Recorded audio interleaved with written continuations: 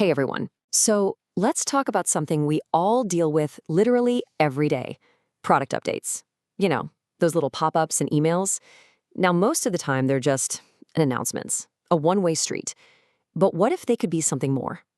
Today, we're going to break down how to turn those simple notifications into real conversations that actually build loyalty and trust. But first, let's start with a question I think we've all had while clearing out a mountain of notifications. You know the drill. You see that little red dot, you open the app, and you immediately swipe away the pop-up without even reading it. Why is that? Why do we all have this reflex to just ignore most product updates? Well, it turns out it's not just you. The source material for this really hits on it. The problem is super common, and it's because most updates don't even try to start a conversation. They just feel like noise, right? They're either way too vague, a little too pushy and salesy, or just completely irrelevant to what you're doing right then and there. Okay, so let's dig into that. To fix this, we've got to understand why it's broken in the first place. The reason most updates fail isn't some big mystery. It usually comes down to a few really common and honestly totally avoidable mistakes. These are the real conversation killers. And here are the usual suspects. We've all seen them. You get updates that are just overloaded with technical jargon that makes your eyes glaze over. Or the tone is all wrong. It feels like a sales pitch when it should just be helpful info. Sometimes the timing is just off. But you know the biggest mistake of all? Failing to answer that one crucial question every user has. Why should I care? When an update doesn't answer that, it just becomes generic noise. All right, enough about the problem. Let's start building our toolkit for having better conversations. We're going to kick things off with the most fundamental category: updates about the product itself and, how well it actually works. These are the real nuts and bolts. So this is all about showing progress. When you roll out a new feature, you're communicating new value. And when you fix a bug, you're signaling reliability. You're basically telling your users, hey, we're listening and we're on top of it.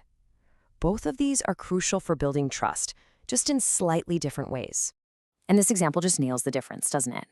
We've all seen that vague message on the left a million times. It means nothing. It's totally forgettable. But the message on the right, that's a real conversation. If you've been getting frustrated with slow loading times, this update is speaking directly to you. It says, we heard your frustration and we fixed it. That right there is how you build loyalty. Okay, let's add to our toolkit. Because a good conversation isn't just about what's new. It's also built on a foundation of transparency, on keeping people in the loop. These next updates are all about building that solid, trustworthy relationship. So whether you're changing your terms of service, publishing a new how-to guide, or, and this is a big one, letting people know about an outage, these updates are non-negotiable. They show respect for the user by keeping them informed. It prevents frustration and just keeps the whole relationship healthy. And again, it all comes down to context. The message on the left just feels like a legal chore, right? A command. But the one on the right, it completely transforms it by explaining the why. It focuses on what matters to the user, their data privacy, and it even offers a summary. It turns a boring legal notice into a moment that actually builds trust. All right, our final category of tools is all about deepening that relationship and getting people to take action.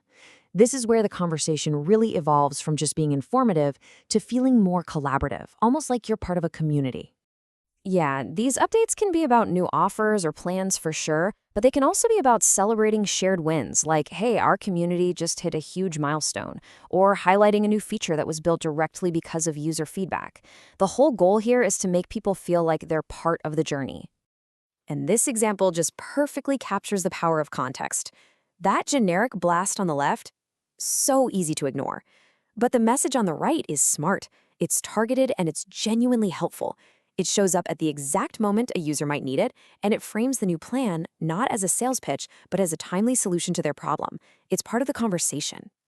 Okay, so we have our toolkit. We know all the different types of conversations we can have.